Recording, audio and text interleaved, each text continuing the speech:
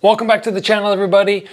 We today are going to be talking about a classic shoulder width stance versus a bladed stance. And as you guys have probably already noticed, I'm in a different room today. My regular filming studio needs to be painted, needs to have some wallpaper ripped off. I've got things to do in there. So I moved to a spare bedroom, did the best I could on the setup, threw some belts up, made it look as nice as I can until I get a permanent filming space.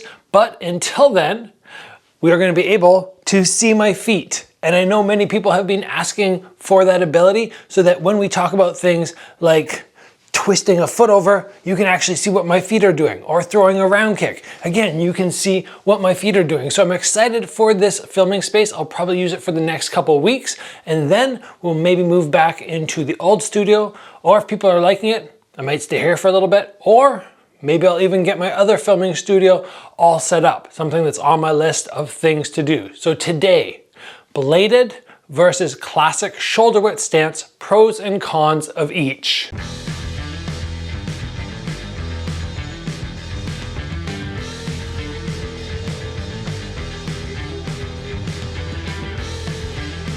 So the way I would like to break this down today is to go through the pros of each stance and then the cons of each stance, and then talk about why sometimes it's good for you to make your own decision which one is going to work best for you, as opposed to me saying which one I think is better.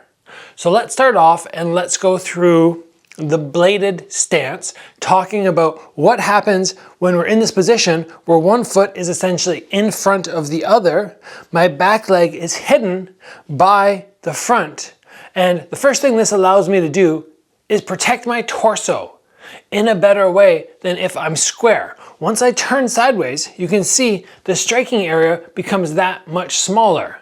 And unless we're doing something like Muay Thai where you can throw kicks to the back, this does make me a smaller target. That is the very first noticeable thing. Bladed stance, shoulders are normally square in a regular one, but I can go off to the side.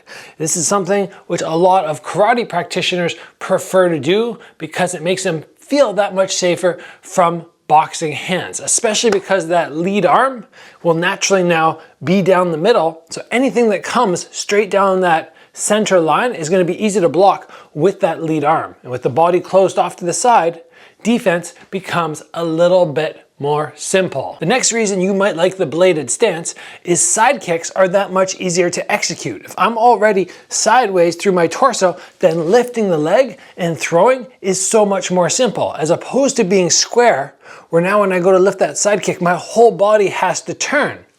So if you're somebody who likes busting out side kicks, spinning side kicks, any spinning kicks, spinning back fists, once I'm already partway into this turn, coming around to throw a spinning technique is so much easier. And the last massive strength that I want to point out for this bladed stance is the ability to push forward and back quite explosively. Once I widen my stance up, it's not that it's difficult to move forward and back, but in my opinion, it's much easier from here to get that explosive forward back motion. So if you're somebody who likes to dart in and out very quickly, you might prefer that bladed stance for that explosive forward motion. Now let's talk about a couple of the pros, or a few of the pros, of the traditional shoulder width stance. The first thing that I really like here is it makes it very easy to block techniques coming from both sides. So if a low kick comes, I can check. If a round kick on this side comes,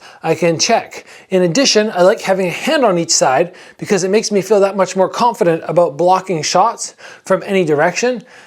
The danger here, of course, yeah, the center line's a little bit more exposed, but it's not that big a deal to make those small adjustments and get that turn. In addition, throwing anything off my back leg or my back arm, because the shoulders are a little bit more square, it's that much easier to execute and throw. And I guess we'll just jump into one of the negatives of the bladed stance. I find that the back shoulder is very far away, and the round kick off the back leg takes that much more time to get that hip all the way in the lead for the proper execution. So for me, the traditional stance, boxing stance, it's that much easier to execute off this side as opposed to back here where it feels a little bit forced. And from the traditional boxing stance, in my opinion, head movement is a little bit easier because with that shoulder width, I can drop my weight over one side and drop my weight over the other, as opposed to that bladed stance where I try and drop to one side. I already feel like I'm off balance, and now trying to drop to the other side makes me feel even a little bit more compromised. You could blade your shoulders a little bit and have slightly wider and feel fairly confident from here. But if you're going straight in line, anything to the side is, I think, just gonna feel like your head is dragging you over. A couple other negatives of that bladed stance is your ability to block from both sides, as we were saying, is a strength of the shoulder width stance. Trying to get checks off when your foot is over here and you really have to turn your body to get a check. It's very slow going and it's kind of dangerous for that lead leg, which is why when we see people like Nicky Holtzkin chop down Raymond Daniels' leg, or Thai fighters in the past take on karate fighters and beat that lead leg down, it's just a weakness of this stance and a strength of this one to be able to lift up and check, or to just absorb the kick by bending into it, as opposed to here, if I try and do anything bending, they're still gonna pick that entire leg up off the ground. Another negative of the bladed stance is, while we said it's very easy to move forward and back, going sideways, in my opinion, is a little bit difficult. What most of the guys end up doing when they're bladed and they want to shoot to the side, they end up going parallel, and then they'll move side to side, and then when they're ready, they'll go back to their bladed stance. Whereas for the shoulder width one, I can push forward, sideways. I feel like I'm much more mobile in any direction,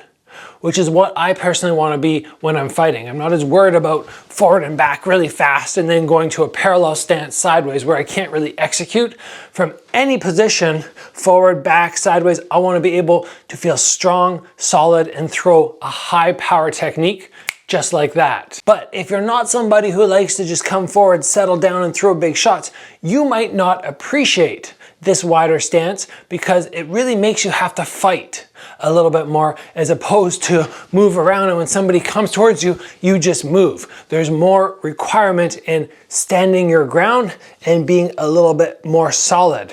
In addition, let's think about which guard, or which stance, sorry, is going to suit the high guard. We have to think of what matches up. The high guard, nice and tight, equals shoulder width for balance.